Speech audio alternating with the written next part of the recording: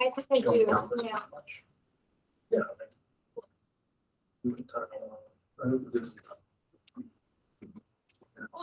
I think I got 13.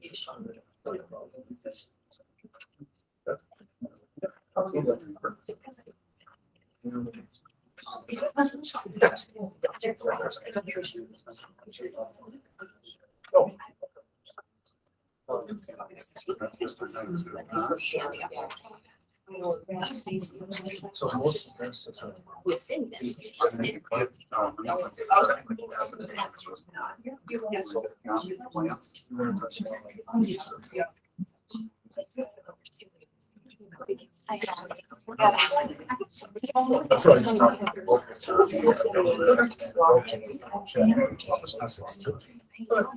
It's kind of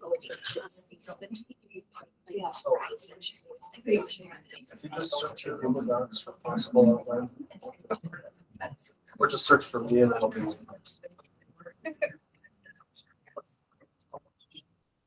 We'll get started here in a few minutes.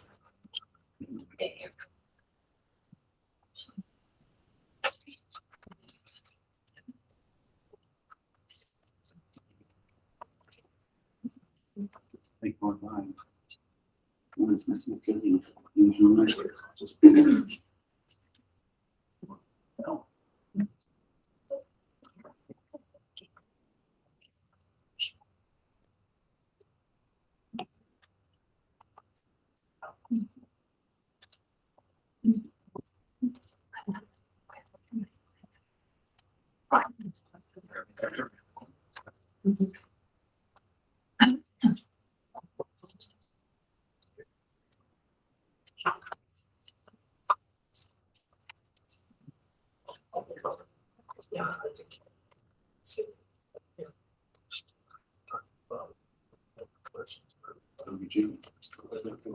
Should be just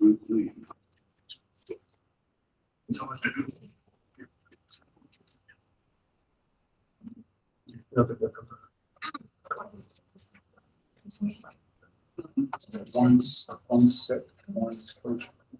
Well, she should just hop up. I probably should just me.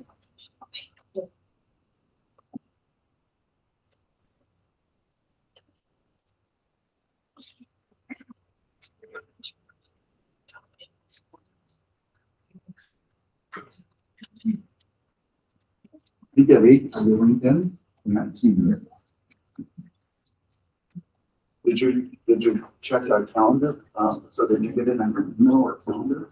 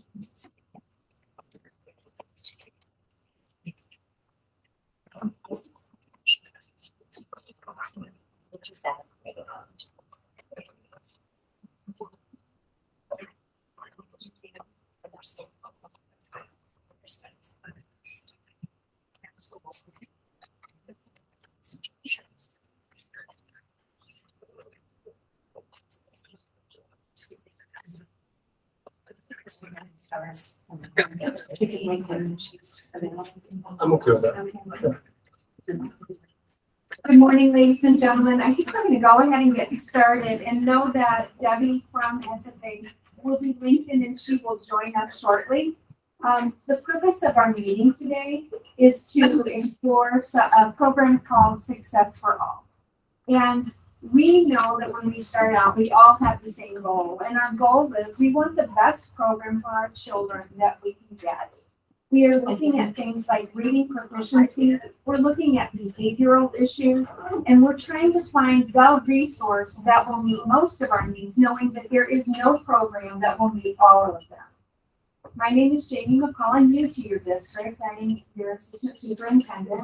And I'm going to be working diligently with a lot of people who try to discover what is the best programs that we have that we can offer our children, because we're looking for a literacy competency rate. We'd like 100%.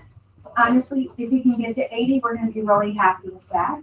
Currently, you're sitting around 35%, which means that 65% of your children are below grade level in the area of reading. Reading is a fundamental skill. We all know that. You must be able to access information in order to be successful. So our goal is to find a program, be diligent in that search, look at everything that is available to us to make a recommendation to the board. And the board's goal is to be a really good steward of your money. So it's important for us that we explore all the options and we make the recommendation we can with all of the facts behind the recommendation so they can make a decision. So tonight what we have is people sitting in front of you. There are two building principals, Matt Heller, who's helping with the school, Jefferson, Franklin. I've been at schools and I revisit some and haven't been to others. And then we have Lance Masters, who is at Washington. Both of these gentlemen accompanied us to a trip where we went to Steubenville, Ohio. Success for All has been implemented in Steubenville for a great deal of time, probably about 20 years. It starts at the pre-K and it goes all the way up through middle school level. Along with the two administrators in your district, we have a number of teachers who also joined us on that trip. These are my new friends from the middle school. You do have to help me with your names though, because I feel like I'm on the spot a little bit. I know Sandy in the middle, and Angela, Amanda. and Amanda.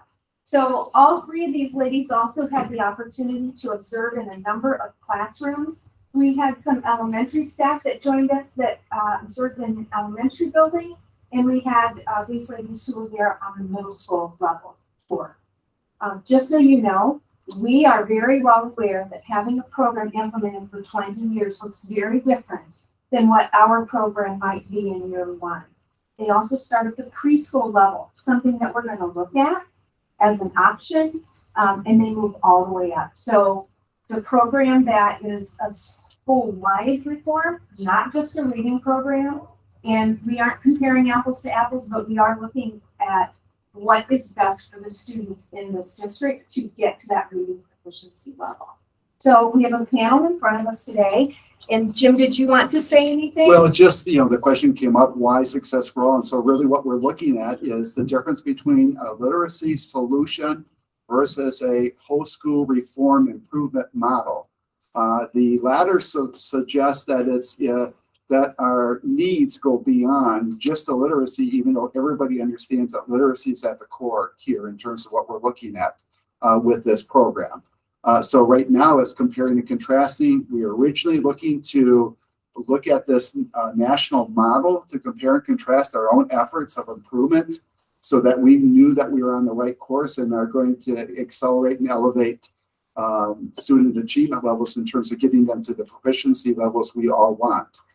So with that now, it's a matter of, geez, do we have two options or should we be looking at one option for all of our elementaries to middle school? And so right now, based on that, we've expanded trying to make sure we're doing everything possible to bring parents and staff up to speed in terms of what those options might look like, so that as we're advancing information to the board for decision in January, in terms of recommendation and decision, that we are trying to create transparency, awareness, and engagement into this process.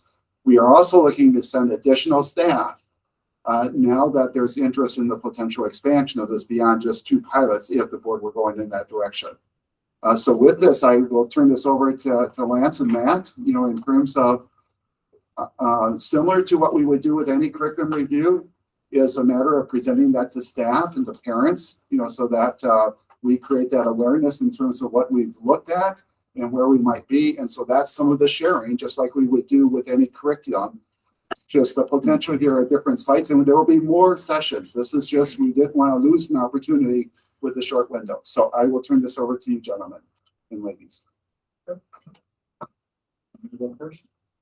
Yeah, you want to start talking about what you saw at the elementary school, and then we'll be able to talk about what we saw at the middle school. So my notes are on my phone. I'm not sitting here checking my phone during the meeting. So I'm going off of, so my staff wasn't able to, we had 4 other teachers besides myself that were able to visit the school.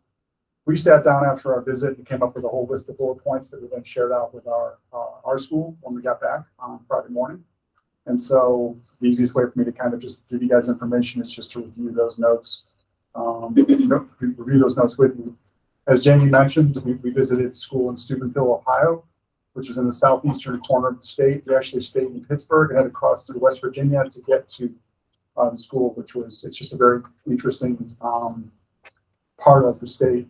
The city of Steubenville, it's a very low income, much more poverty than we find in Manitowoc. But because Ohio is an open enrollment state, they pull from a lot of the surrounding smaller communities, no other big cities, and even have kids attending from West Virginia out of state that have to pay additional to go to this school. The school is called Puglisi. I'm not sure how to pronounce that part, but Puglisi West in Steubenville, and it is a public school. And again, it was pre-K through 4th. Their 5th and 6th graders are elsewhere. Okay, in addition to the middle school type model. So they are a blue ribbon school, which means they've gone through a rigorous national program to prove that they've got outstanding academic scores, both in terms of growth and attainment rates, reading and math. So if you're a blue ribbon school, that kind of says that you're a school that's really doing some things extremely well. And it's a national program you've got to go through to get that. They got that a couple of years ago, and so they're now a school. And again, they've been using SFA for 20 years. So we're not seeing a school that's implementing it, last year, 2 years ago. They've been doing it since the early 2000s. So most of the staff that are there, it's literally all they know. They don't have experience with any other reading curriculum. So when we went to the building, and we were there for the entire day, we visited every single classroom in the building for at least probably 10 minutes, preschool up through 4th grade.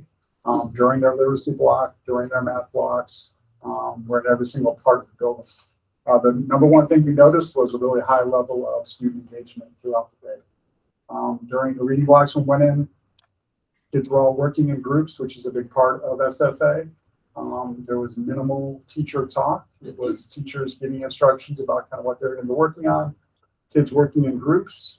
And there was a lot of expectations around how the kids work together. They had little cards, depending upon their age level, that told them kind of what their role was, and what they were going to be doing, which is all part of SFA, like the high structure, high learning routines. And you see that in all the classrooms that we visit. So every classroom we visited throughout the day, no behavior, even though their student population was very similar to what we would probably see in Manitowoc. We did not see any student behavior at all. We barely even noticed like a teacher correction of a student for something that was off task. So really high engagement. That was the number one thing we noticed throughout the day. As a principal who is not an elementary teacher by training, I'm a high school teacher by training. The number one thing I look for when I visit a school, when I visit a classroom is, are the kids paying attention to what they're supposed to be doing? And are they actually doing that during the day? Are they engaged in the learning process? And at Puglisi West, we saw that in every single classroom visited, starting with pre-K kids. Now, not all of that time was SFA. They do different things for math and those types of things. But when we were there for literacy block, we saw really high level of engagement by the kids in their reading and writing. As I mentioned before, a lot of group work, right? So the kids are, every single classroom, the kids are seated at, there's no rows of students ever. It's kids seated at tables 3, 4, sometimes as many as 6, but usually like 3 or 4. There's a lot of turn and talk, partner work throughout the entire school day. And again, that's beyond the literacy block. That's how they are for math, all of those things as well. There's been a lot of conversation about, kids moving up and down grade levels. We didn't see students, and again, this is very different because it's in year 20. We rarely saw kids working outside of their grade level. So for example, they had like 4 different, I'm just trying to remember the exact numbers, but 4 different reading groups in second grade. Those are made up of entirely second grade students, just reading at different levels within the second grade continuum. There's a low group on up to a high group, 4 different groups, and they test quarterly and then can be readjusted group-wise based on how they test. And then the kids did stay with those groups for math as well, because in most cases, not all cases, but in most cases, the kids that struggle in reading also struggle in math, and so they end up being in that same group with the math students, so there's not as much like transition to different groups at that point in time. So the math block followed right after the literacy block, and the kids stayed the same for that in that group. We did visit a special education classroom. They had a very different special education population than what we're used to, at least at Franklin. We have an IB population. They did not. The kids seem to be more like EBD, maybe LD type situation. They were working at some different grade levels in a much smaller group, like 10, 12 students, whereas most of the classes we saw were more like 20. And they did say that the way that they work with the special education students within SFA, there's a lot more flexibility than within what grade level the kids are working at, but that was the one classroom visit there. We had a chance to talk to staff throughout the day in both classroom and informal sessions like lunch, pizza, that type of thing that we did during the day. Teachers were very happy with SFA. Yes, there's a lot of, scriptedness to it, for lack of a better word. But they also did say that when it comes to like the beginning of their workday and the end of their workday, everything they need is provided for them. They don't need to create their own materials. It's all given to you. You work off of that. You have to understand kind of the pace and the sequence of it. But it was a positive to them that they didn't create much to actually then teach throughout the day. What they needed was provided for them. We saw all kinds of like use of video clips, visuals up on the board, countdown timers, all the stuff. It was all part of what they purchased through SFA and what they told us. We observed really high levels of staff around the building. People were very happy working in teams together. Just a really good vibe in the building if someone got a chance to kind of hang out. Yes, they knew we were coming. Yes, it's a visit. You always want to put on a little bit of a show for when people visit you, but you can't really take it for an 8-hour school day. You're going to kind of see stuff or you're not going to see stuff. And we were really happy as a whole group with what we saw throughout the day, with the way their staff interacted, with the way their students interacted, and just the feeling in their building overall. And then their building was about 400 kids, similar size to Franklin, which is also about 400 kids, again, with similar demographics. The one piece they were missing were English learners, which we have a lot of. They did not have any. But otherwise, it was a relatively diverse school, variety of income levels, similar to what we used to see in Franklin. So we definitely walked away as a group. I think felt like, number one, we learned a lot from visiting, and number two, we felt a whole lot more positive after our visit than we did going in, just mainly because we just really didn't know what to expect. We heard a lot of different things, but it helped to actually see it in action to understand kind of what it might look like for us. We did talk to the principal who's been there for the entire process. Has been there for 20 years. And she did say that, years 1, years 2, years 3 would look very different for us. We would have kids working up or down, grade level for sure, because the reading levels are going to be all over the place if we look at our kids at Franklin. She did also say that they started kind of small in their first year, and Lance is going to talk a little bit about some of these additional groups. They only implemented the literacy curriculum and one attendance team, which is part of SFA as well. Some of these data teams and work teams. So year 1, that's all they did, which is still a lot. Implementing the whole literacy piece, and then implementing this attendance team, which teachers served on as well. So they started small and then kind of built from there. They didn't create 6 or 7 groups, and then also try to implement this whole data piece, which is a lot to work on. So we started small and kind of built from year to year after that. But our understanding now is they're pretty much implementing all the different pieces of SFA together, kind of what Jim refers to as a whole school reform model. They are currently doing all those pieces, but again, they're 20 years in. They didn't do that in year 1. I think those were our main main observations and findings from our visit. After Lance and his team talk, if there's any questions, we'll be happy to kind of answer them, but those are the kind of main that we saw on our visit. That's that. So, I think, for me, I think Mrs. McCall said it the best. We're here, to look at options and find the best option for our students. And so because of that, I want to thank everyone that's here and anyone that might be watching the recording later, for your interest in finding what's the best for our students, because that's certainly what we're here for. And we appreciate you for that. So I would just like to talk briefly, so I know my teachers will appreciate that, about the whole school reform model that we saw in Steubenville. One of the things I've been saying to our staff as we've had conversations about it is we got to see the way Steubenville schools do Success for All. And what's important now, as we're considering Success for All, is that we get a chance to think about what the Manitowoc way of doing Success for All would be. And that may or may not be the same as Steubenville. So there'll be some things that are the same, and there'll be some things that are unique to our community because of our needs. But having said that, I guess I'll just start talking about three components of what is referred to in Success for All as a whole school reform. And the first one is the school organization. What we saw, one of the first things they talked to us about was the way that the leadership of the school is distributed to the teachers.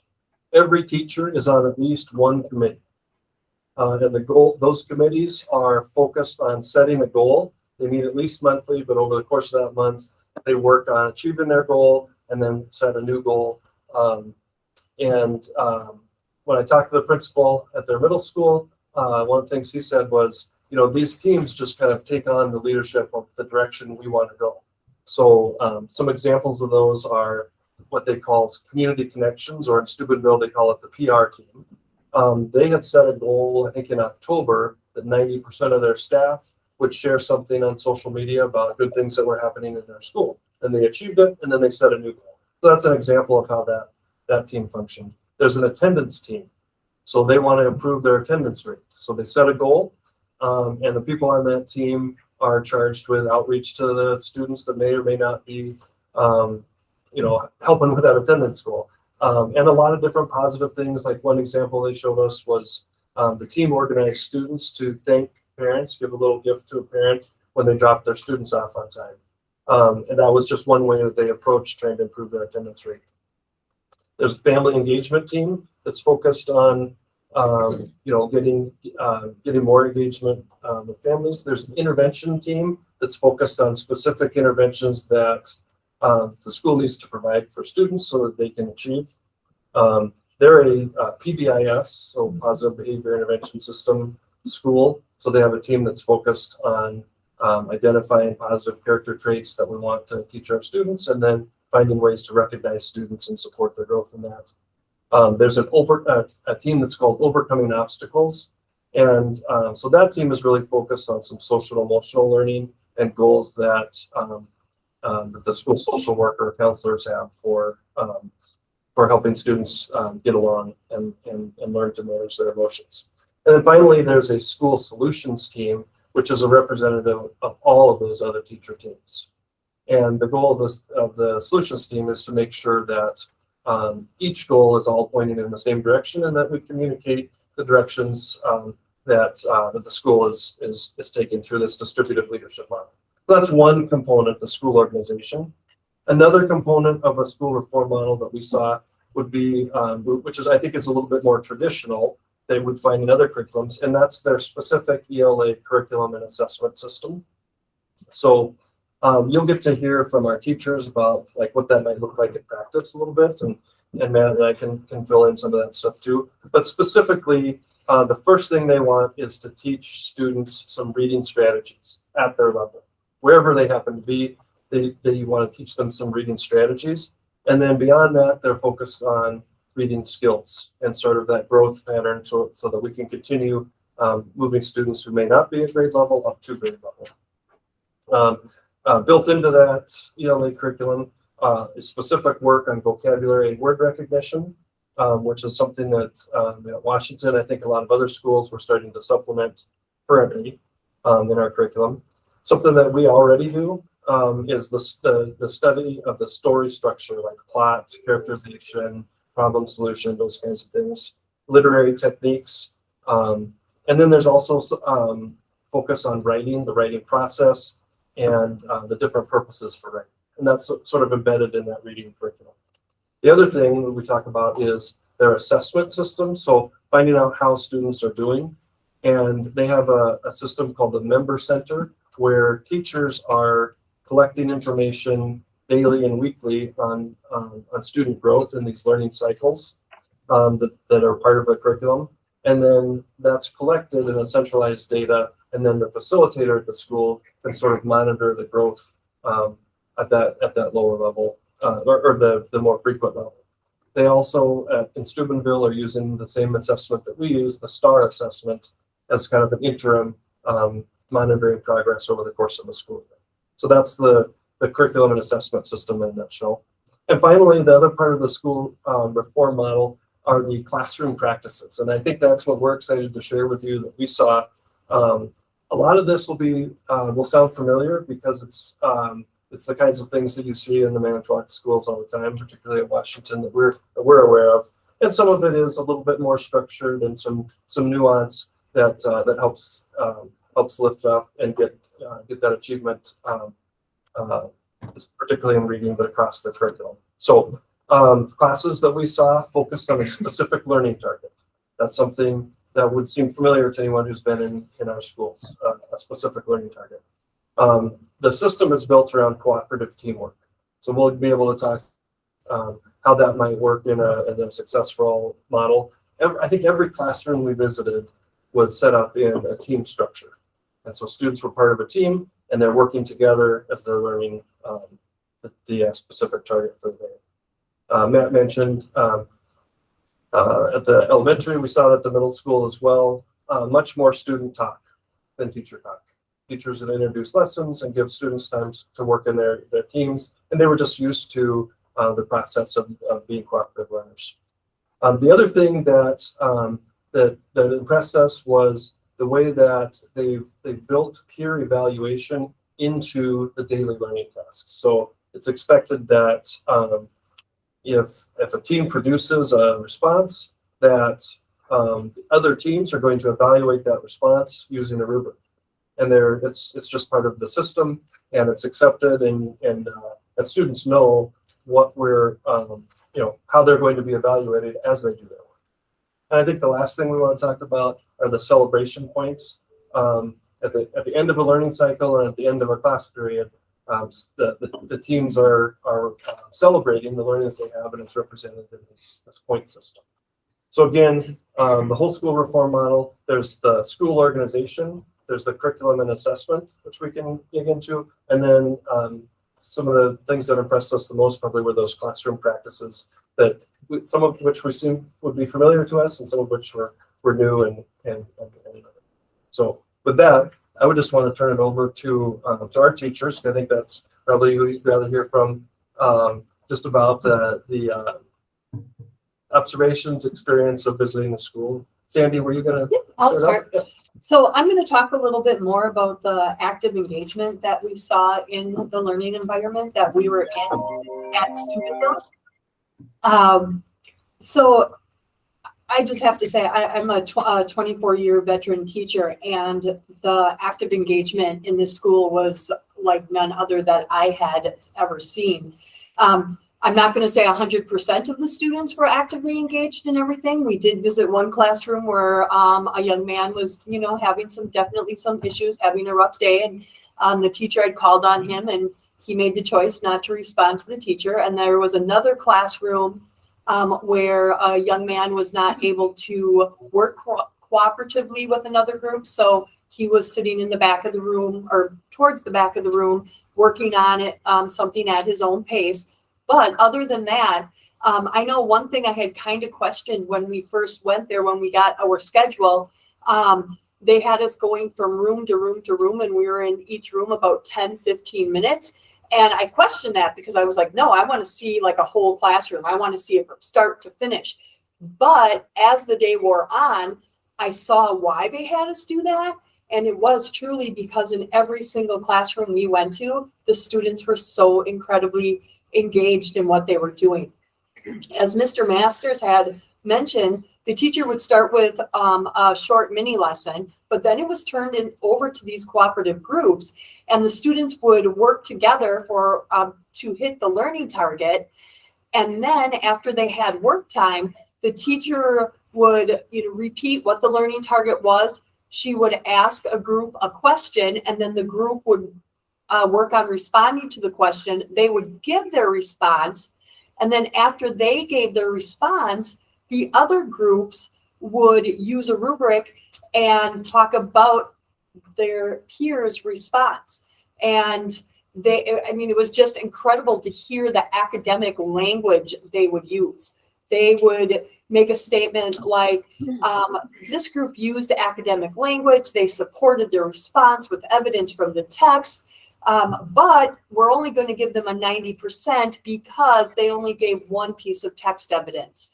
And then another group would go, and the teacher had a marker, and she would walk around to their desks, and they would have a marking system, and she would give the team points. And then at the end of the class period, the teacher would call off each of the teams and ask them what their points were for the day, and they would put them on a chart, a graph, and they were able to visualize and see where their team had gone for that day. And you could see the buy-in from all of the students. And we were in language arts classrooms, we were in math classrooms, science classrooms, we were in elective classrooms, and this was just repeated throughout the day. No, go please. I just want to add to that, because of the purpose behind the kids needing to listen to each other's responses. That was really neat to see, because it gave them that purpose to listen. When the other group gave their answer, it wasn't like, oh, I'm zoning out because I don't care about that group's answer. I really want to hear that answer so I know how to rate it. And I thought that was a really neat approach. And it was neat to hear the interaction. And that was one of the really great things about our visit there. We were able to just go in and sit with the groups. And it was so great to hear their interaction when they debated about what the point value they should give to the team that presented the answer. So it was just really neat to see that higher level of thinking from these middle school students. I think that's active engagement, unless anybody wants to add to that. I guess I've been around a long time in a school district. And I would definitely say that it definitely, I was probably the most skeptical of all the people up here going to Steubenville. And I will say that I was pleasantly surprised that the mini lesson, it really did follow the gradual release of responsibility. Watch me as you work together in a team to do this, right? And then students were reporting out. I was pleasantly surprised by that. So that was definitely a positive. And just to build on what Angela said too, obviously, if this would be the model that we would adopt, the teachers are going to have a lot of things to learn. But yet the positive thing, as far as myself as an educator, we're already doing gradual release of responsibility. We're already posting our learning targets and focusing on those learning targets. So I guess it made me feel as an educator like I know these things. It's just going to be to manipulate them in a little bit of a different way, but we are already doing a lot of the positive things that we saw at the school as well. So that was really neat to be able to, to see it. And we call it gradual release of responsibility. They have a different terminology for it, but it's there already. And that leads into the piece I wanted to talk about is the cooperative learning groups. So when we walked into the classroom, just like the elementary school, the kids were seated in pods and they were expected to collaborate with the other kids in their group. And I'm coming from the EL lens now. I was a first grade teacher for a long time, reading specialist, and now middle school EL teacher. And this school in particular did not have a large EL population. But after I came back, I thought about my EL kids being put into a cooperative learning group and how great that would be for them to be able to be welcomed into a group, learn from their peers, hear that high academic language in English, and be able to feel comfortable to respond because they didn't have to come up with that response by themselves. They were able to come to that answer because their group came to that answer. And just how much more higher level learning that they'd be able to do. I saw a lot of high engagement. The kids knew exactly what the expectation was. They came into the classrooms, they went to their groups, they got their materials, they knew exactly what needed to be done and how to do it. And I think for us at the middle school, having those high expectations and those routines would alleviate some of the teachers' classroom management needs with their students. So we saw a lot of high engagement while those kids were collaborating and working with the team.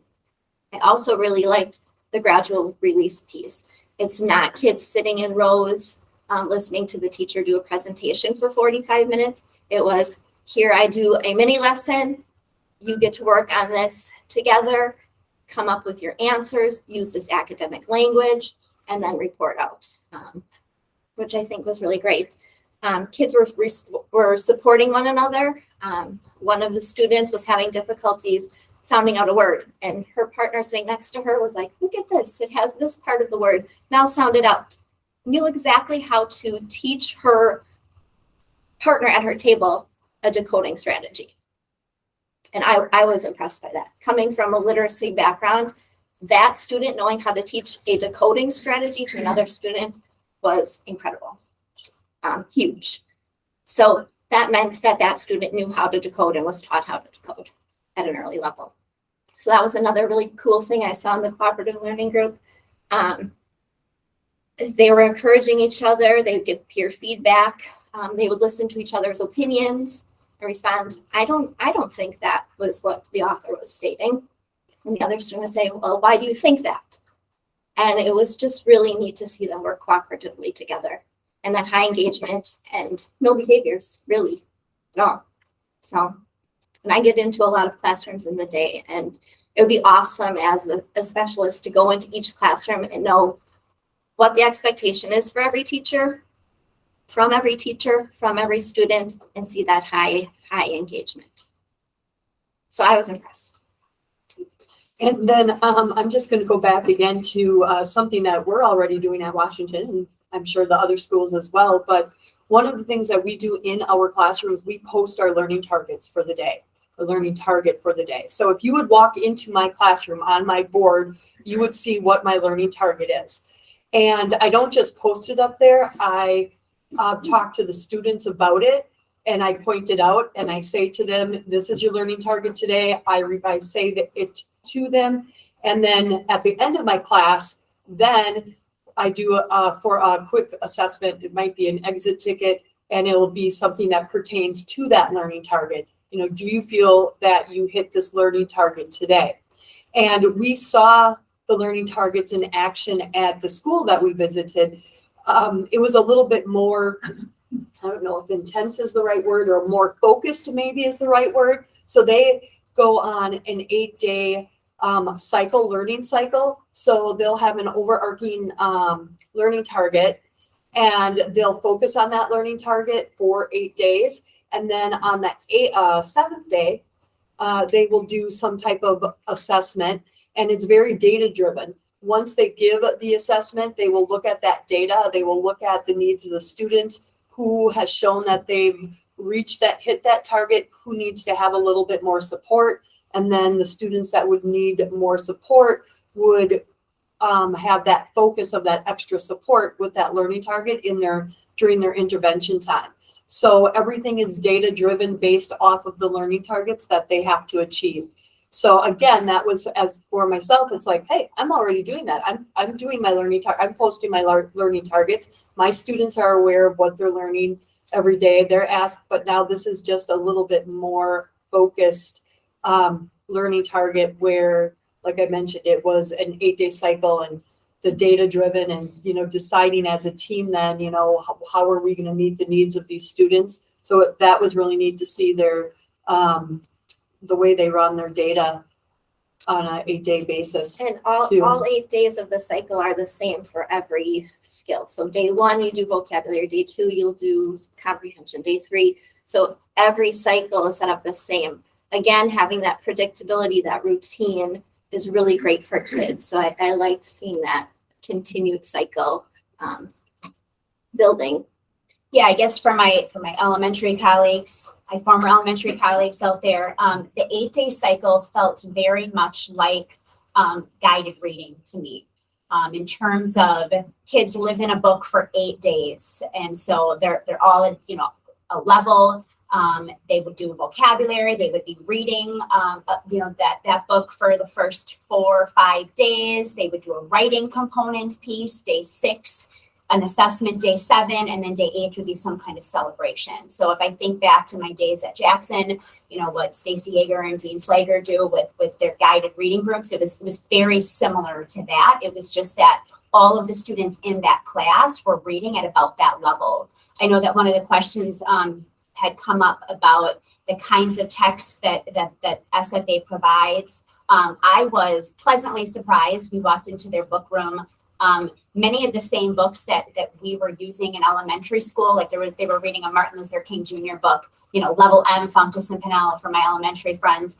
That's what they were using. So I was very pleasantly surprised with that. In terms of anyone who knows me knows I'm an anchor chart girl. I think that they are the cueing systems that help students who struggle. We saw anchor charts, you know, all over. Some of the same anchor charts that I have in my classroom, you know, at Washington were posted, you know, in Steubenville as well. So that was very sort of comforting, reassuring to me that some of those pieces that we use currently, they're using in much the same capacity. And just to build on that as well, we visited one classroom where a teacher was passionate about a book that was not an SFA book, but she took that book and she followed the SFA model completely and just created the learning from that book because she was passionate about that book and wanted to teach it. So it's still the model itself, I felt as a teacher, still allows us to be flexible and to teach successfully the way we teach, but you just do it like within the structure of SFA. Yeah, I mean, I would much agree. They would do kind of 2 book cycles where they would live in, you know, that book for 8 days, and then they would do another book for 8 days. And then after that, they were doing whole class novels. I envision, you know, perhaps we would do book clubs, you know, during that next section. I know some, you know, whole class novels, you know, in 8th grade, we used to read The Outsiders at Washington. We saw that happening in Steubenville. Another 5th grade class was reading The Lion, the Witch, and the Wardrobe, working on character traits. So it felt very familiar from what we do currently, if I'm being very honest. I know another question had come up about the scripted and how scripted it was. You know, as a Lucy Calkins girl, the teachers did carry around the manual. Even the first year teacher that we saw wasn't reading from the manual. It felt very much like a mini lesson that Calkins would provide. It was there. You didn't have to necessarily read it. It was just sort of, you know, it was like your security blanket if you needed it. Yes. You could still really see that the art of teaching was still behind there. Teachers were using best practice. Teachers were being teachers. They weren't standing up there like robots reading from a script. Nothing sounded rehearsed. No, nothing sounded rehearsed. You could still see the passion from the teachers coming through. So I enjoyed seeing that as well.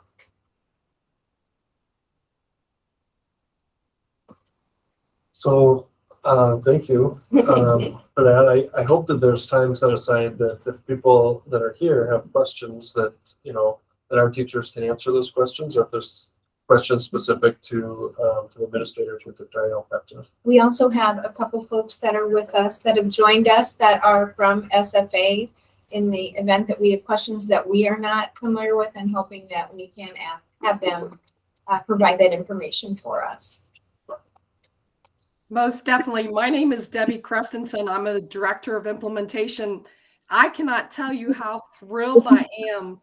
The pieces that I jotted a whole page of notes of what you were able to pick out just on a one-day visit. That was phenomenal. And that is not a dog and pony show. That really is what they do every day. But it's just become such a part of their system. I'm glad you were able to pick out the cycle of effective instruction, classroom practices, active engagement, cooperative learning. That's what it's success for all. I always say just takes the best practices. And I'm also thrilled that you saw things you already do, but they've just taken it and bundled it all together. So it makes it, the kids are really on a path to success. I also have my cohort, Judy Gill, who is our national sales team on board as well, just in case I totally lost my voice. I was, just to chime in, I was also very impressed with everything you were able to gather from your visit. Because I'll be honest, that doesn't always happen. I live in Phoenix, Arizona, and I'm a retired principal that used this program for many, many years. District wide, we had it. And we had visitors come in, all the time to observe Success for All. And, it was never a dog and pony show. It was just what we did every day, because it becomes an integral part of your day and what you do day in and day out. So I was very pleased to hear everything that you noticed. And you're right, when you're using those effective strategies already in teaching your children, Success for All, as Debbie said, is just going to bring all those strategies together in a research-based format for your kids and for your teachers. Questions anybody might have? I'm a first grade teacher, and so I specifically have looked at the first grade materials that our principal did have in his office. And when you say literacy, I think reading, writing, and phonics. I did see the reading part, I did see the phonics part. My concern is the writing. SFA, from what I saw, was once every 4 days was a writing prompt, more of a reading response. So like expecting a first grader in the middle of first grade to just write 1 or 2 sentences.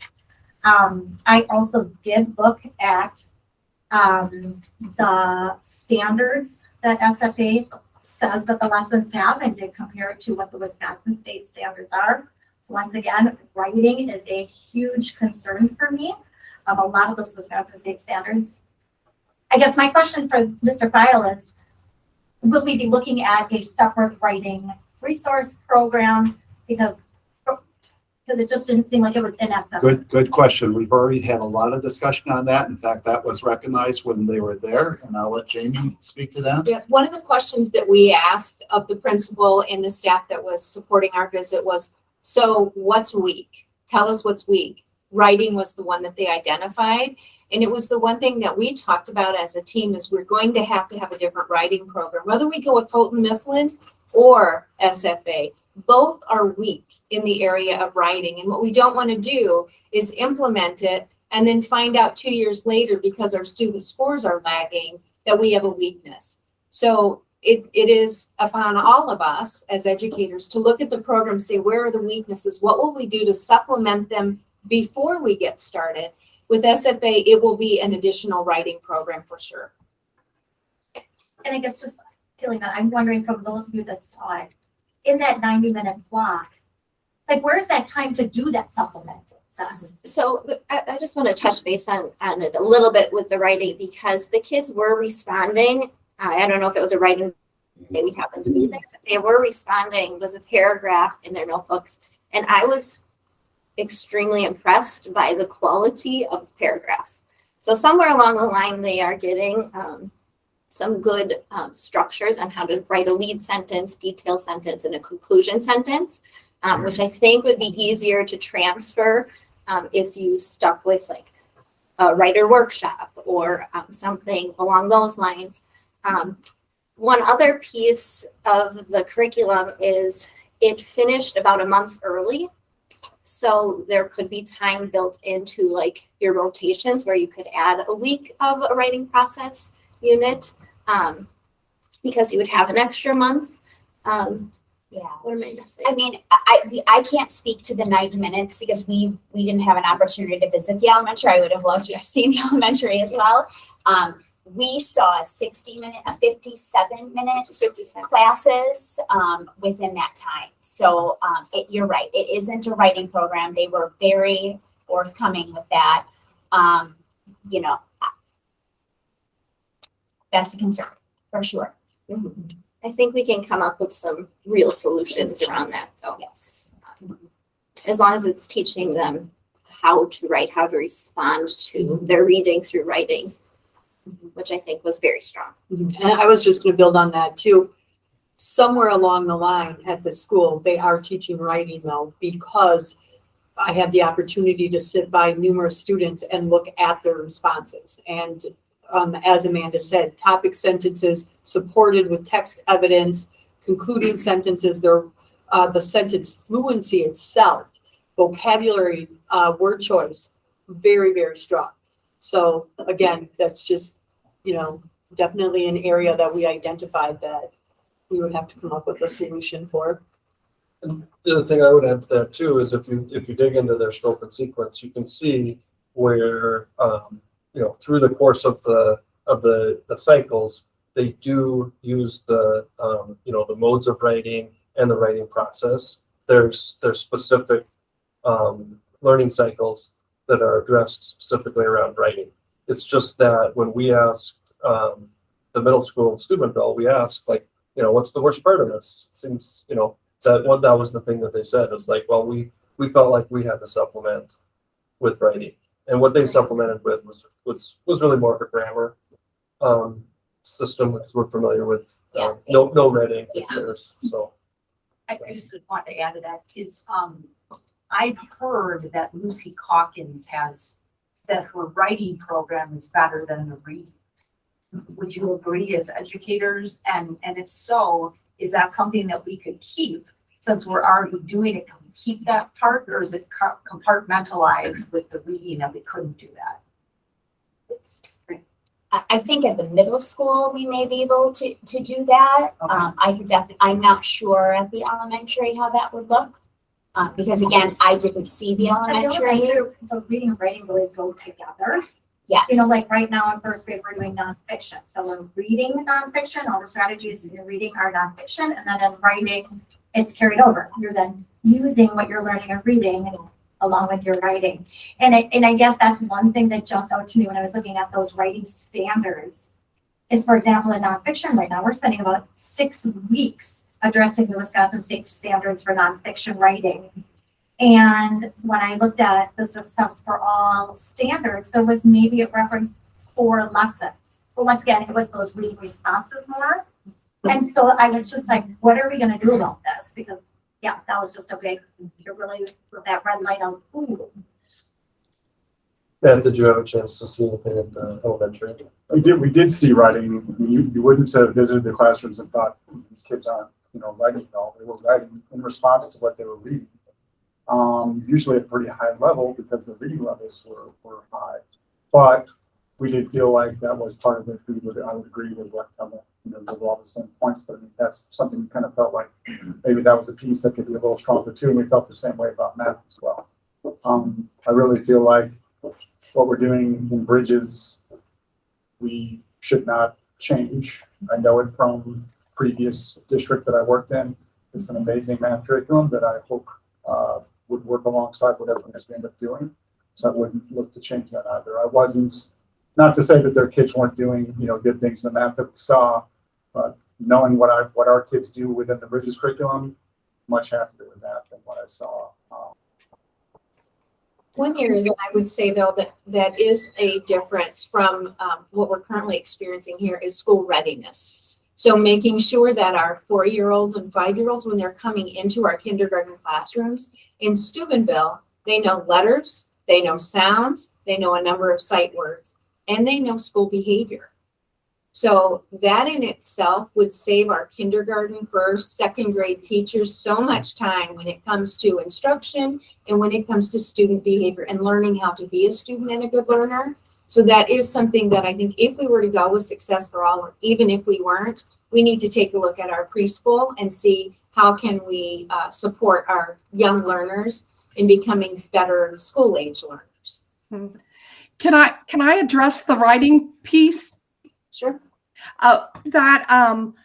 The Roots curriculum, which is what first grade level is about, is writing in connection to text.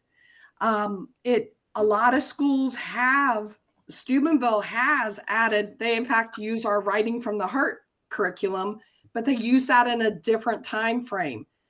As we coach schools, we always say, make sure you embed all of the different strategies you teach in your writing block. But that's part of their scheduling, that they are able to find another 30-minute block that they can teach directly just to writing. So there's kind of two different purposes for the writing piece within Success for All. You'll see, like I think one of your leaders said, they saw the process embedded, but it's not going to teach them the grammar piece. For example, we find ways to edit and to teach it kind of under the table, but it's a different type of writing in the reading curriculum. How big are the small groups when you do the breakouts? I have elementary age children, so I guess I'm a little bit right now more concerned about that and how that looks. And with that breakout, what does it look like from like an instructor to a classroom size ratio? Are we needing more aides or reading specialists or whatnot? So the class sizes by groups, if you mean like the groups you're in for your literacy block. yeah, so like I guess what are the class sizes and how many are in each literacy group within that class size? So they're all in the same group, right? They're all going to be, if you go into a classroom, it's all going to be reading at around the same reading level. Okay. So that's your group. They're then broken into teams, but all the kids are at the same reading level in those teams. We saw classes 15 to 20. I would say, I don't think we saw a class size above 20. They did not have a lot of aides in the building that we visited. It pretty much was just the teacher and those students. They had their staffing versus staffing in Manitowoc, they had much lower numbers of staff around the building than what I'm used to seeing in Manitowoc. They didn't have an associate principal in the building of 400 kids. They didn't have a dean of students. They didn't have a counselor. They didn't have a lot of positions that we've got, but they were still able to make it work, right? With a lot less than what we're used to having here. So the class sizes were not big. They were not bigger than, I would say, probably you'd see a group of about 20, more like 15, 16, 17, in that kind of ballpark there. So there'd be like 20 third graders, and Right. then within those 20 third graders, they would be broken up with, depending on their Teams reading of level. 4, yeah, 5 tables of 4. And whatever. are they staying in their classroom for that and kind of working with other third graders, Yep. or they ended up going to second, first kindergarten, depending on reading level? The school we visited, they start their day in their homeroom. They all then go to their literacy blocks, which is the same place then for their math blocks. Okay. Then they have lunch, and their afternoon schedule is a little different after that. So you're with your same group of students for your whole morning, both for your literacy block, which was 90 minutes, and the math block, which I think was around an hour. And those are based on your reading level. And not those are your based on reading. Well, all the second graders were still the second graders. right, because they're so far into it. That would look very different in our building, like I mean, there's third graders in my daughter's class reading at ABC level. Right. So they're Yeah, so kindergarten level. No, so not necessarily kindergarten level, but yes, ideally they would be with other age level students reading at that same level, right? You wouldn't want to put them with kindergarten level students. Okay, that was definitely a big Yes. question Right. of mine, because Right. I have offered collaborative learning and cooperative learning, but at some point, those students are going to come back, right? Yeah. Right. So that- And I just wanted to add of what I've learned too is that, not only are we doing that, we talk a lot about getting people caught up, but there's also the element that if you are accelerated, and you do have a higher reading level, those students are also, being taken care of in this model as well, which I think was nice to hear, because I know We that's a did see concern. that. We did see that. In the middle school, they're 5-8. There was one section, well, actually 2 sections of students who were actually doing the next grade level's curriculum. So their 8th graders were actually doing their 9th grade curriculum. They were getting high school credit So it would be similar to like my ninth grader right now. He's taking accelerated English up at Lincoln. It would be similar to that. So that was nice to see. In terms on the other side, students who have IEPs, they do something very similar to what we do at Washington in terms of those class sizes were no more than 12 to 15 students. So if what I call strivers, they would be in a class of no more than 12 to 15. There would be a regular, like a core teacher, and then there would be a specialist. So someone like me, a special education teacher, they got 2 teachers. So that was reassuring. Questions? And Debbie had a question. So yesterday we learned that like using art by ed teachers would not be teaching during the reading block.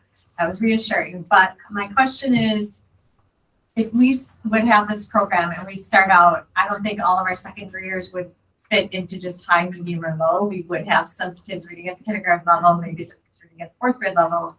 So do we have are there other adults other than classroom teachers who have a group, and where are they and who are they? Meaning, would they do you have 2 teachers in the same room, different groups, or do kids travel to like the EL teacher's room, or who are the people supporting? We talked about this a lot too, because we're starting it with 6th, 7th, and 8th graders. So they have not come through the process, right? So we're going to have to start somewhere.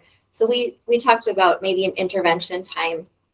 You know, if you have an intervention time built in, then you could hit more kids, get a double dose in to help catch them up. But it's going to be difficult these first few years, especially not starting it in kindergarten, to have that many groups. So it's going to have to be a learning process, a learning curve, some trial and error.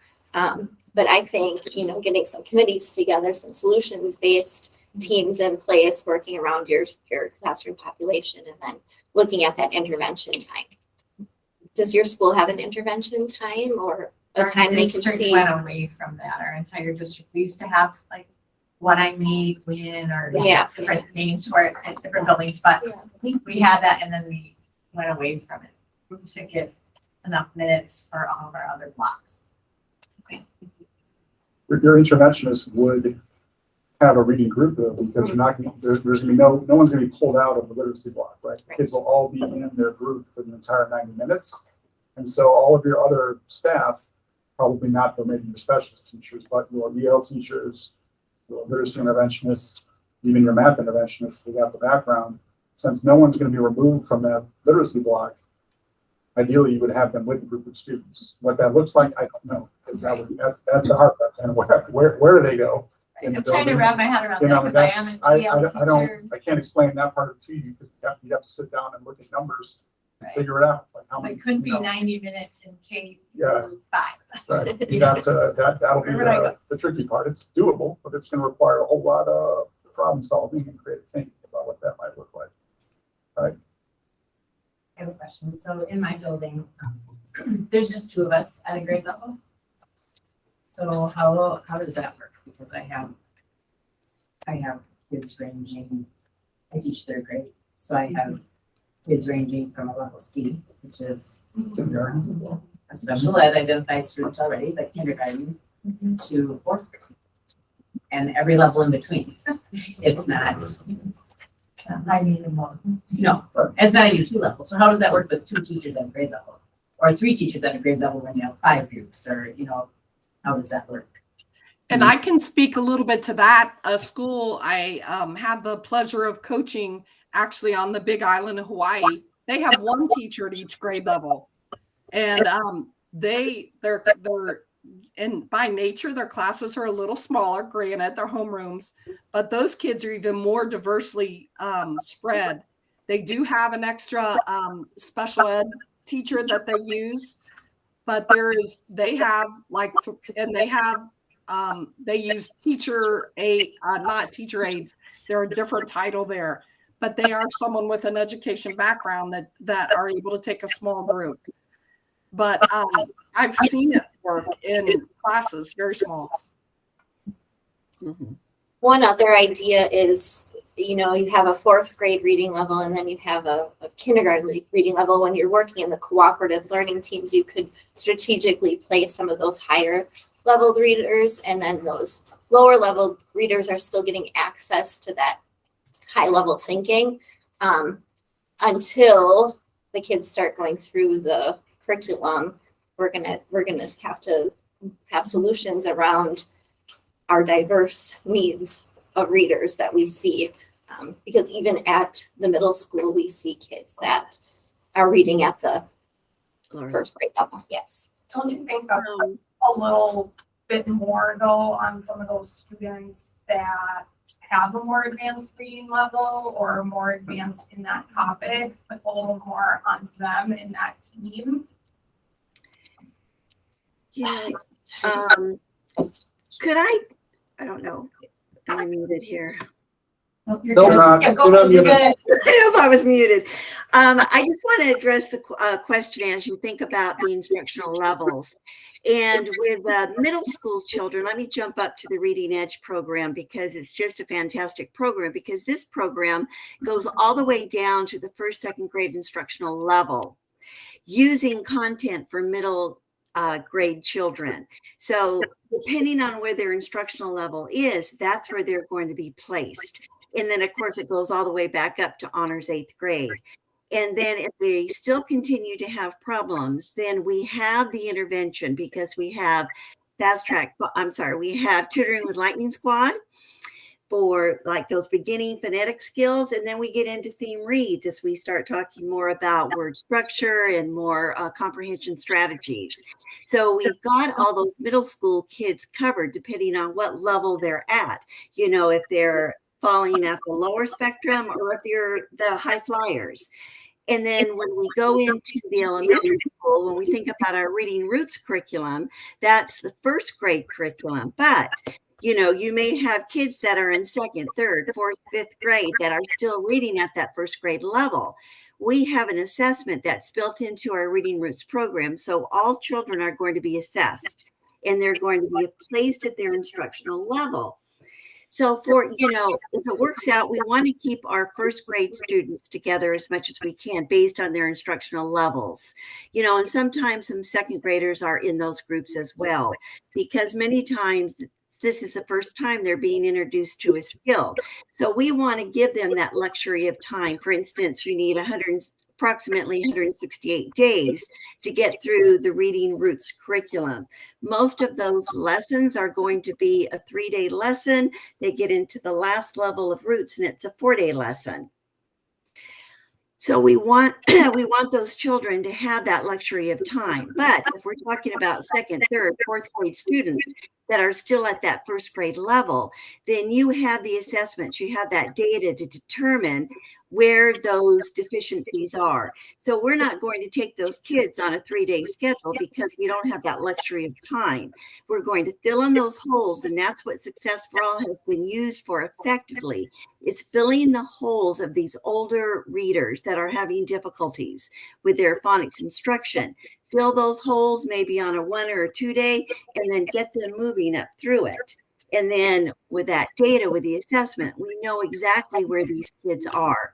And if they continue to struggle, then we also have the intervention, which is outside of the 90-minute reading block, which is going to be, again, tutoring with Lightning Squad, depending on where their deficiency is, or with theme reads for 4th through 8th grade. And with, let me jump on just for a little bit with the writing too, because writing is really one of my passions. And even though there's not formal instruction within Success for All reading, as the teacher, we do teach them, you know, what the expectations are. We model that during our class discussion and modeling of writing answers to the questions in their treasure hunt. So we model that for them. We set expectations during the reading block. But if you're looking for a writing program, and I don't know if you're aware of our Writing Wings program, and this is geared for elementary kids, 2nd, 3rd through 5th, 6th grade. and there's specific lessons for each grade level.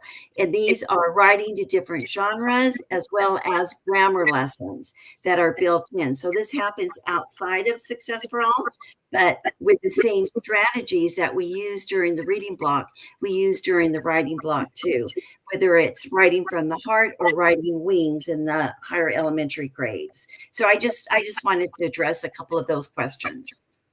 And I just wanted to say quickly that I want to just clarify your question. Because when I heard about group work, I often think about, right, there's that one student that does all the work because they don't trust anybody else and they want to get the good grade and they don't trust the other people. Can you guys speak to that? Because what I have now learned about what that group work looks like when there's different levels of students, it's different than what we think of as typical group work. Yeah, Stacey, I was one of those students. Our kids, the kids that are in our classroom, as far as, you know, the cooperative learning, the goal is that, you know, their little heads are full of so much information. Yeah. I was asking that about teachers. Can I just have you hang on for a second? Thank you. Go ahead, Lance. Oh, okay. So I guess what I saw was middle level, we're able to put students in groups that are at their ability, so that when they're working in those cooperative teams, they're not working with someone who isn't contributing or doesn't have the capacity to contribute, or someone who is is just going to take the lead because everyone defers to that student. Everyone in those cooperative, because they're at that same level, they're expected to contribute at their level. So, and I don't know if our teachers wanted to. I mean, I guess what I saw was, you know, when I went to Washington when it was still a junior high and we had such a plethora of strivers, what I did with my intervention time was I tried to group students based on band of text complexity, those of you that know Fontes and Cannell, right? So my KLM kids kind of met together. So my NLPQ kids were in a class together with me because I could gear those books. What I saw from SFA was that's what it felt like. What the first class we went into, those kids were reading about NLPQ. They were fifth grade. They were fifth graders. You know, they were still strivers, in my opinion. The book, when I was looking at it, trying to kind of figure out exactly where it was, I would say it was probably like a PQ level book, which then when they were seated in the groups of 4 or 5, you might have 2 stronger, you know, readers towards the end of that band. And then maybe you would have 2 students that were just sort of beginning in that band.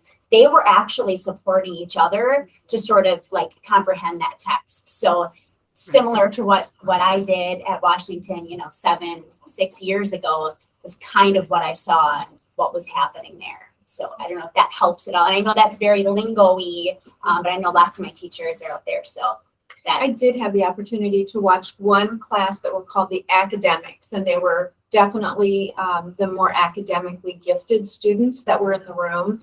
What I did see was a little frustration on the part of one of the young men who wanted to get a 100%, but the answer, and the group discussed it, they had the answer set. The response that came from one of the other people didn't include a portion of the total answer, and it didn't sit well with him because he wanted that 100%. The young lady responded, the group gave their group a 90%.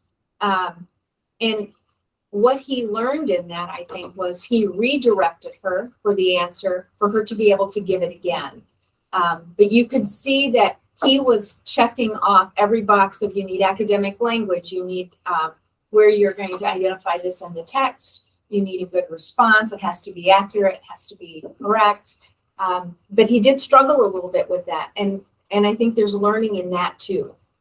And I think the fear comes from a classroom teacher. Like you were saying, you have 20 kids and you have 12 different reading levels, right? What are you going to do with all of those kids? And I think Angela answered that perfectly, that maybe we'll have, you know, just be creative those few years and do grade level bands or text complexity bands and work around that.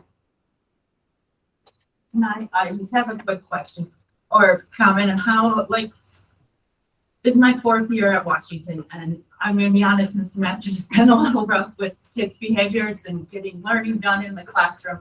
And I see a lot of expectations. You guys are gonna expect a lot, and I like that because I feel like you're not really holding them up to that expectation previously. How are you going to pull this off?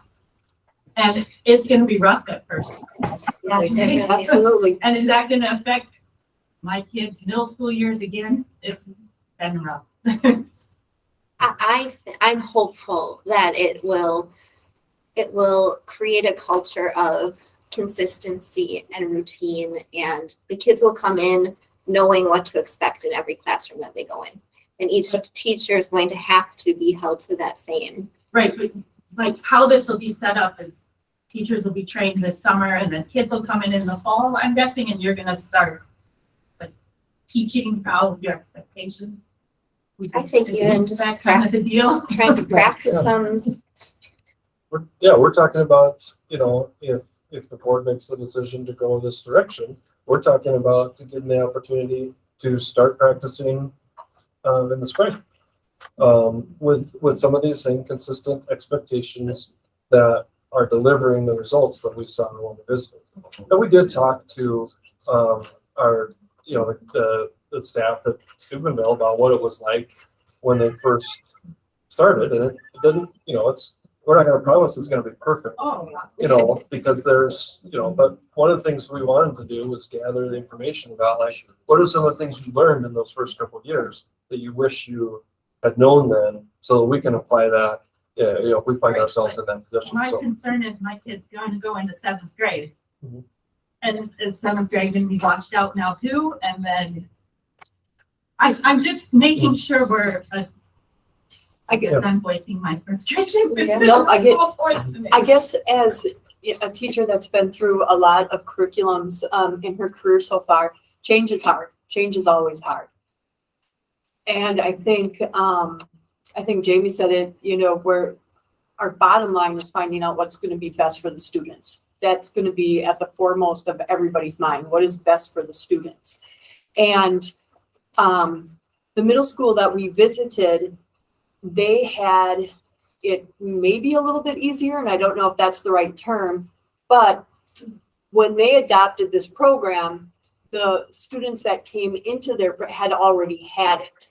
So that's not going to happen with us because we have some urgency here. We need to fix we need to fix things that are broken. So we have, I would love to hear more as we work through this, what the plans are. right. And I think the bottom line is we will have to spend quite a bit of time practicing these routines and how you run these classes and modeling it, and the consistency, as it was mentioned, from classroom teacher to classroom teacher, so that the student knows when they are in an ELA classroom, they're going to then go to their math classroom and they're going to see that same type of structure. And then they're going to go to their social studies class and see that same type of structure. So I totally get your concern as a parent, because it's going to be whatever program we adopt, it's going to be new. And, it's going to be new and a learning curve. So, I mean, that has to be at the foremost of our mind, that we can't give any student a wash year, right? That's just not acceptable. We have to make sure that while we are learning the format of any program, we're also pushing the students forward to a higher level of learning as well. And I just want to say one thing about, I've met with, probably 15 teachers so far. And one of the things I constantly hear is there's no accountability. And all the way down to our students with discipline, right? So one of the things that I like about SFA, and I even, I sat with 3 elementary school teachers, I won't name any names, but when I hear about what they're doing, it's totally different than what second graders doing or third graders doing at this school and that school and this school. And so, like, I always think, well, gosh, why aren't we just doing what they're doing, right? And implement that everywhere, right? So I think the other thing is we have teachers, that are doing wonderful, excellent things, we need to now do that across the board. And so I think this offers an opportunity, and people have to correct me on my understanding of the training. The training is that each, there'll be someone that's an SFA coordinator that is our employee, but then I believe it's quarterly we get a coach that also comes in and looks at that. And what we're looking at is consistency across the board with implementing the SFA model.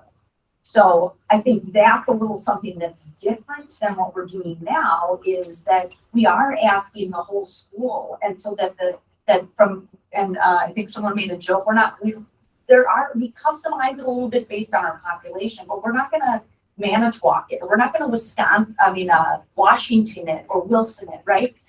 You should be getting the same thing at Wilson, the same thing you're getting at Washington, and we know, all of us, that we need to do a better job at that, and we're not. And we can point fingers on who did that, what happened, whatever, not helpful at this point. But I think that what everyone has wanted is that accountability piece, and I think this is a way for us to get it. I don't know if that's reassuring, but that's just one of my thoughts in learning about this.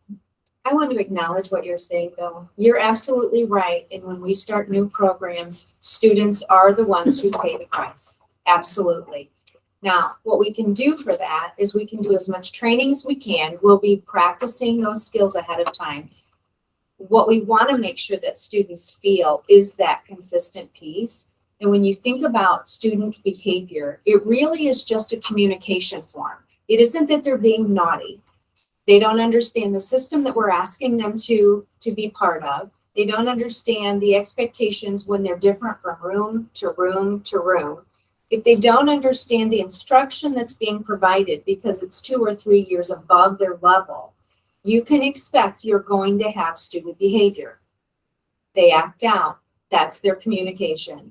So our goal will be to make sure that as we are working through this process, that we're also making sure that our little ones are getting a strong foundation so that everything is predictable for them. They know how to access the learning, and we'll see a reduction in the behavior, which will give us more instructional time and less time that our teachers are having to try to manage student behavior. But it's not going to be perfect year 1 or 2 or 3. It's going to take us time. So I have 2 questions.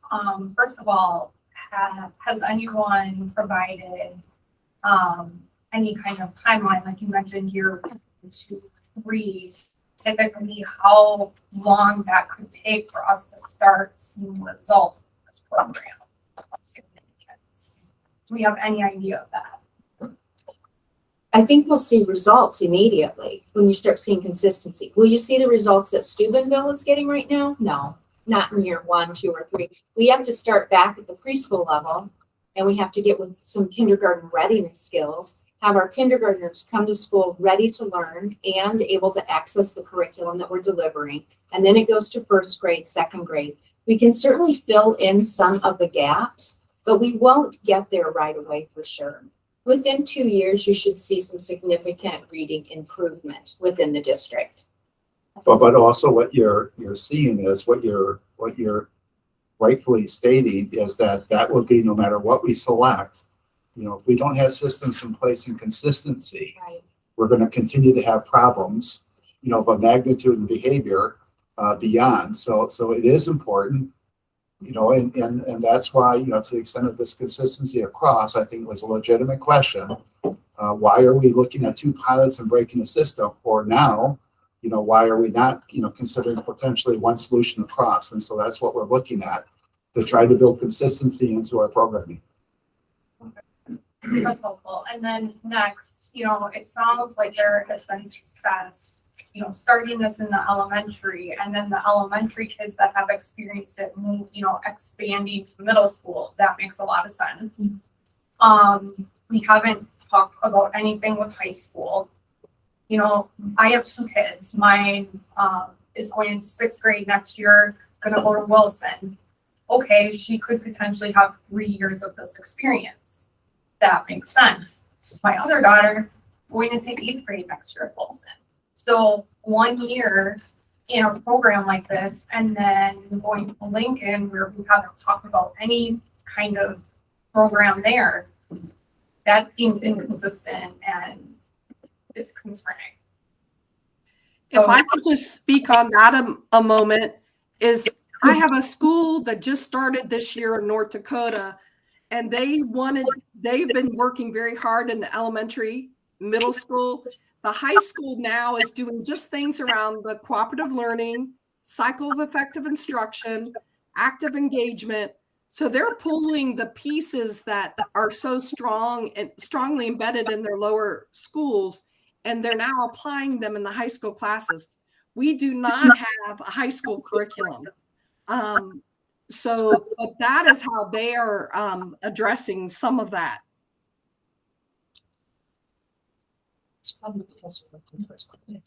We have one question in the back, and then we'll come forward. And then we'll go over here and back there, okay? Of the schools you observed, how long were they using SFA?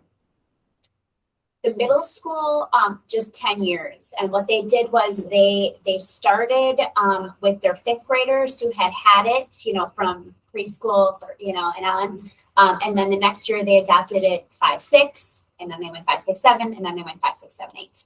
Okay. The second part of that is, Lance talked about committees, right? All the different types of committees. Has MPSD committed to a committee that is going to encompass parents, teachers, administrators to really look at this in a comprehensive way?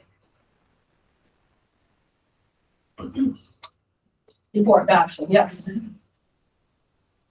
We are looking at, again, I think we preface this with we're identifying the urgency of this matter in terms of where our performance level is at, that we need to do something rapidly. Again, as we started this, the approach was looking at it for 2 pilots, to kind of parallel, to compare and contrast how our individual effort to try to move down the same path might keep pace with a proven model. And now what's happening is the more we've learned, there's just interest here. So we are trying to expand this, to engage more people into this process. So the committee structure, you could say, is even getting larger. I mean, some of this started with having 100 people participate, with a site much broader, I guess, and you can say than 26 people did through the previous process. So I think what we're doing is our best attempt to engage people and bring them up to speed, most definitely to identify. And I hate saying the word crisis, but with our level of achievement, with the lack of proficiency levels, we have a real issue that we have to take on. So there is urgency behind this, but we are attempting to do our very best at engaging a broad spectrum of, from our teachers, to our parents, and again, what we're hearing is also the consistency in terms of what does a systems approach look like versus a reading curriculum component that fits into our system that we're trying to evolve and to refine and to develop. So, there isn't a perfect answer to that other than we're attempting to enable the board to make an informed decision. I was just going to add that to my knowledge, there's no plan to have a formal committee like the LA did. But I do know that, I know we just talked yesterday, Jamie and I talked about having the ELA committee look at the reading component. I think that's what, she had talked about.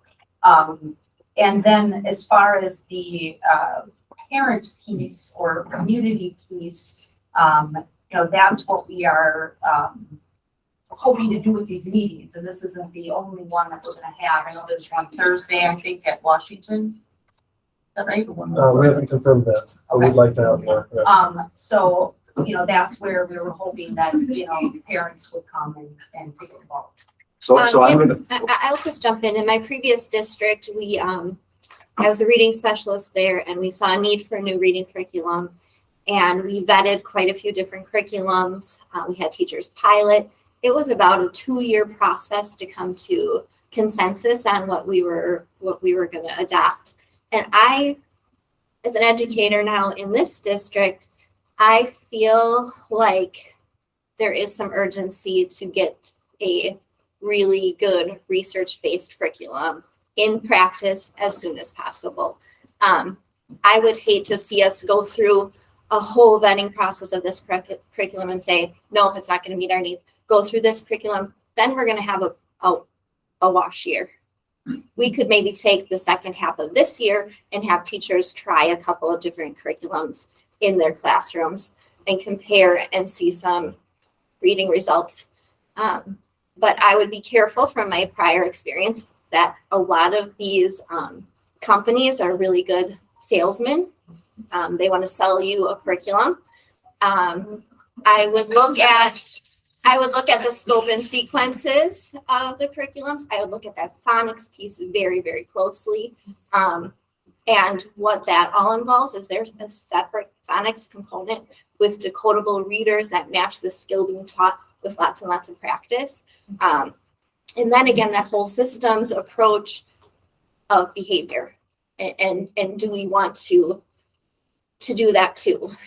So I, in my opinion, would be careful about the time that it would take to vet. When you have a small sample of teachers picking a curriculum for an entire district, that's also a little scary too, because you're not trying it with the kids. I'm going to move us along because there's three. I know that Yeah. we're trying to get questions and this is all beneficial and we're going to have more sessions, but we've got here and then we've got right behind and then we got one in the back. My question, we've been hearing a lot about the middle school education, but my son's in kindergarten and we're talking about a complete overhaul of the 4K process. Has the district considered, are we moving more towards a mandatory all-day session? And are we abandoning, is there a SFA like 4K process? I know play-based learning is very important for kids that age, and this sounds very structured. Are we going to forcing very new 4-year-olds to try to sit through and learn sight words, where at my son at 4 years old was just learning to talk? What kind of overhaul are we talking of the current half-day 4K into 5K? And are we going to super structured when at that age play-based is super important? We are going to look at 4K, to be honest with you, and we're going to see what do we need to do to work with that curriculum in order to get students ready for learning at the kindergarten level. Whether that's going to be a full day or not, I don't know. And we're going to consider looking at a readiness assessment for kindergarten. So parents know, like in April or possibly even March, your child is not currently possessing all the skills needed to be successful. And that way we can maybe do a little bit of a boot camp or something to get them ready. But what we can't do is wait until they're in kindergarten and assess that they have no letters, no sounds, no sight words. And maybe not for your child, but for others, haven't been read to on a regular basis. And so it's their first learning experience. It just doesn't serve them well. And then the gaps start and then the behavior starts. So it's a cycle. So we do have to look at that. I just don't want to ignore all the social learning that happens at that age. And it sounds like you're more concerned with them learning sight words than how to take turns at 4 years old. And that's I wouldn't say I'm more concerned with it, but I would say I'm equally as concerned with it. But yes, I do want them to have the same social skills that they're going to need to be successful in life. And that is taking turns. And Successful is built all for preschool and for kinder is built through play, learning through play. The oral language development piece is the biggest part of it.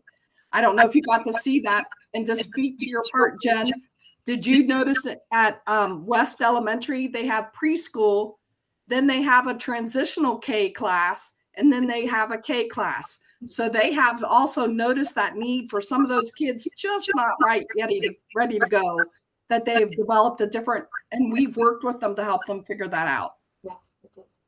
I believe we have another question behind Stacy. Did we have there we go. Well, my question is there a built-in community piece in order to, bridge that gap with families, schools, to help them develop the language and vocabulary and practices that will help their children to be ready for this? Especially, I am a kindergarten teacher, and I have questions like in Ohio, is 4K mandatory while they're going into the kindergarten, beforehand. These, what is mandatory? And if children aren't in 4K and they're coming into kindergarten, how will they get those experiences? So the idea of a transitional year is like amazing, and an amazing idea. And I wonder if the board would consider looking at that as well. So to answer your question, I don't think you can make 4K mandatory, but you can do a kindergarten pre-screening, and then you can have a transitional K, which serves as a kindergarten, knowing that their next year is also going to be kindergarten. So that's something the board would look at? I think so. The board is very interested in meeting the needs of the students of your district. And right now, what we're looking at is, we have children who are coming to us that are not ready to learn. And we need to figure that piece out. So is there a built-in community piece to this program? There is. There's a solutions committee that is community. Debbie, you want to respond to that for adding some clarity there? Yeah, there definitely is. There's actually even, if you want planned activities with parents, we have those available. There's also using the data pieces. There are progress reports that can go home to parents that, like for our pre-K kinder roots, they say, these are the sounds your students have learned. These are the ones they might need a little practice, so there's a lot. And we have that same parent communication at all levels, wings and in middle school as well. So there is things that are based on the data that's happening in the classroom. And then there's other systems and supports we can help put in place to because we're educating our parents as well. This is a new way of learning for their students as themselves. How much does this program cost? The rough estimate that I've seen, and know that it's a rough estimate because it's menu based, was 1.4 million over a process of 3 years. The first year I think was 700,000. The next year was 4, and then if math serves me right, the last year was 300,000.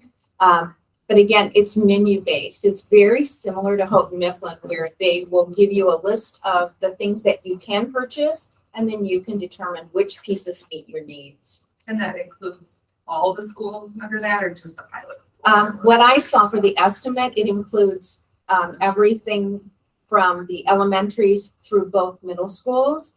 And it also includes the training piece, which is pretty significant the first year and the second year. I guess my only concern with that is it's a huge number, Yeah. one, and we're already stating that there's concerns about the math program not being as good, and that we're now also going to have to purchase another writing curriculum on top of that.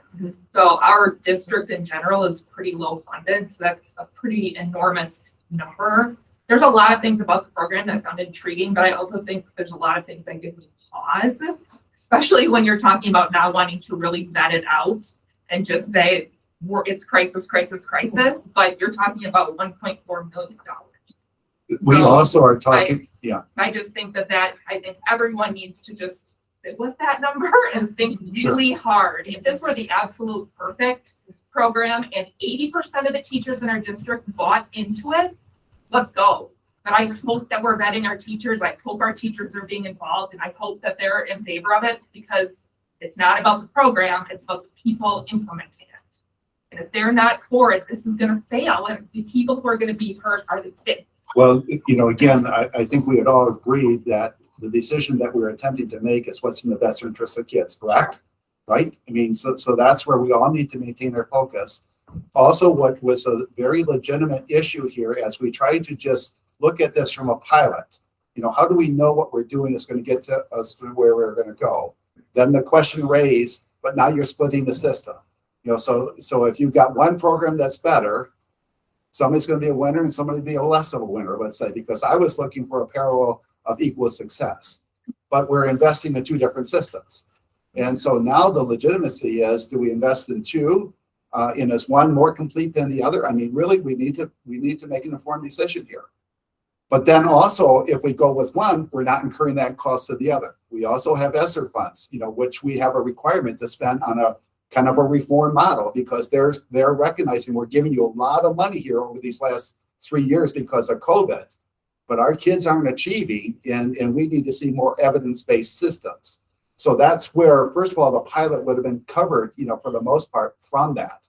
But what's happened here with the interest of having one potential system, that's what we're looking at now instead of two, in terms of would we get a greater return out of the best system that we might be able to vet and to determine. And I think we got some challenges. We just heard it here. Do we take another 2 years to study this to make sure that we're more confident, in terms of what we're doing? What's the expense of remediation? What's the expense of advancing somebody to the middle school and then to the high school? Why are we at the high school and meets few expectations on the state report card? Is it because the kids aren't comprehending because we haven't given them what they need? How long are we going to wait? Is there some risk involved? Definitely. We're attempting to make an informed decision and being very transparent. There isn't a perfect answer to this, but there is a very legitimate issue of our kids and where they're at and where they need to be at. I was just gonna say too, as Jamie was saying about the sort of a la carte menu that you buy, it's my understanding that that we like bridges and we like the math, and that we're not considering getting SFA. And that fits in the SFA. Right. So that's when you look at SFA, another thing to really think about it. Yes, it's a huge reading program, but it's also it's the structure. And so it doesn't have, we're not buying a science program and history and all the electives. So math would fit into what we're already doing if that's a concern.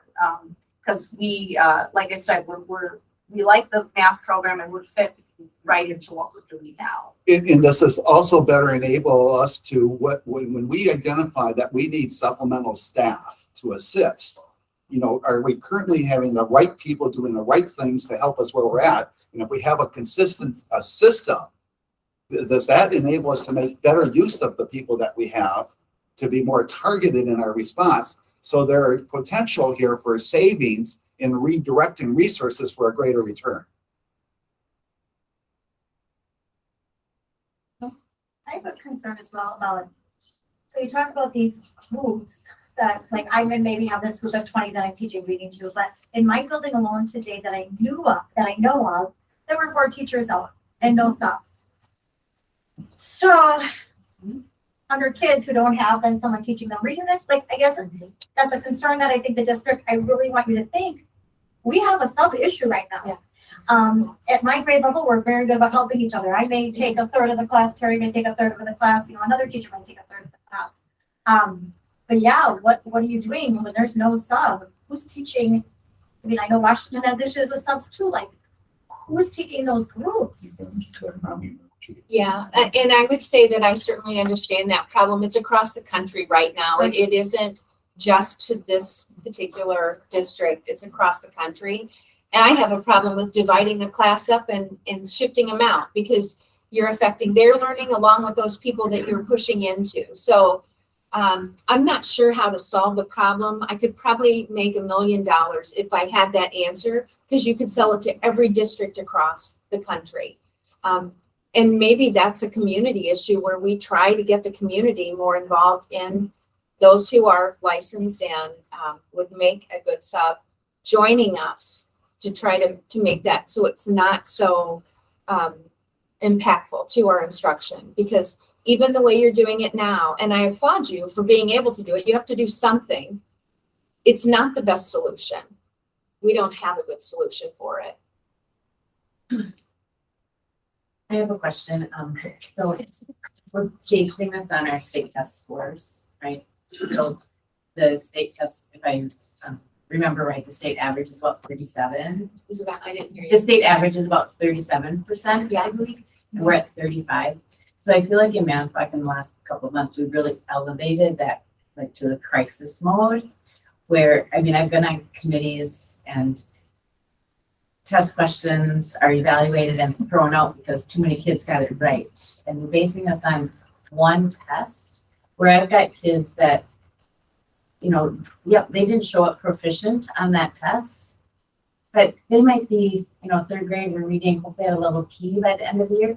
They might be at an O, which is really close. So that one state test score doesn't show the growth of our students. We used to look at growth from the beginning of the year to the end of the year and the levels that they grew. So I think those things need to be considered as well. Now, one test, I don't know. I just am concerned about that. I mean, I'm not celebrating 35%. That's, but I don't know that it's a true measure of where our kids are really at. And it concerns me that we're using that one test score and creating this urgency and immediacy. And is it really that bad compared to the rest of the state? At Washington, it's concerning. Okay, well, and so maybe each school is a little It different. is. And I come from a school that we have great culture. Yeah. We have great culture at our school. Why are we gonna mess with it? So I hear 35%, and what I also hear is 65% are not meeting the state benchmarks. I understand that. I mean, but we're that- looking that at is state concerning. tests that's the average. So they've adjusted questions and We will be getting ready here for a transition for a board meeting to start, but I think we have time for a couple more questions. There was a gentleman that had. Gentlemen, Yeah. in the back. I Yes. was just wondering, I've heard a lot of talk, I'm just wondering about like what special ed looks like under SFA. And then just another side question that goes along with that, is that a lot of the students that I work with, in my capacity as a special education teacher, they find their, kind of like their passion through the specials, through the elementary specials, and they kind of figure out where they want to go with, their different interests. Like what do special schedules look like and options under the SFA model? Yeah, I can speak to that. So at their middle school, it was really fascinating, They so their specials change every 8 weeks. So basically like our porters, you can take a special, take an elective for 8 weeks, really focused it around life skills, jobs. They had an agriculture class where they were growing herbs. They had STEM classes, robotics. There was a criminal justice class, along with, their choir, music, art, orchestra, FIAD, the kids just had a lot of really cool options. They still have the same amount of time that we have for our specials, like at the elementary level, and we have like 45 minutes where they're. At the elementary level, you wouldn't be able to keep the schedule the same. Okay. So we would have to have probably more like a half hour versus 45 minutes out. If your entire school is in a 90-minute literacy block, that time period's gone for use with specials, therefore you can't make the schedule work the same. So what would the special area teachers be doing during that reading block time? I don't know. I know If I can speak a second from my experience in my schools, a lot of times during that block is when the kindergarten classes are in specials, because their kindergarten is a half day, all day program.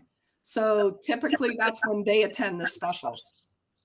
I don't know the answer to that. I do know that the school we visited, their PE teacher, according to the principal that we toured with, ended up being one of their best literacy teachers. That was just that one person with his personality.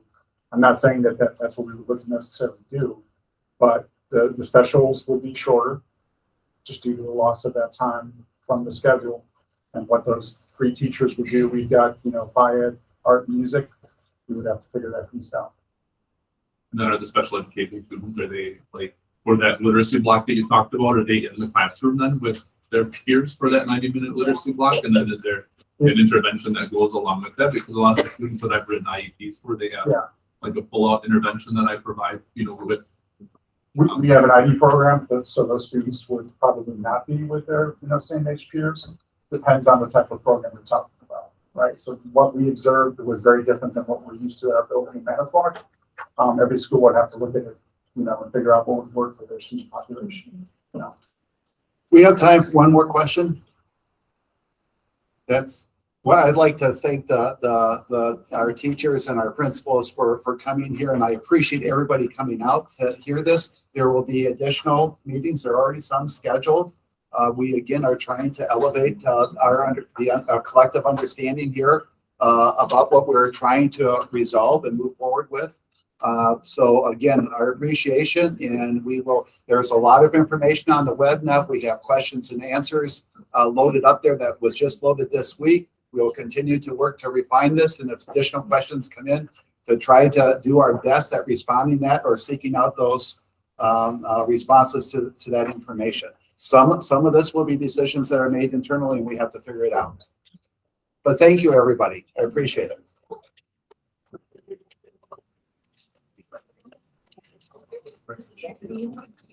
Yes.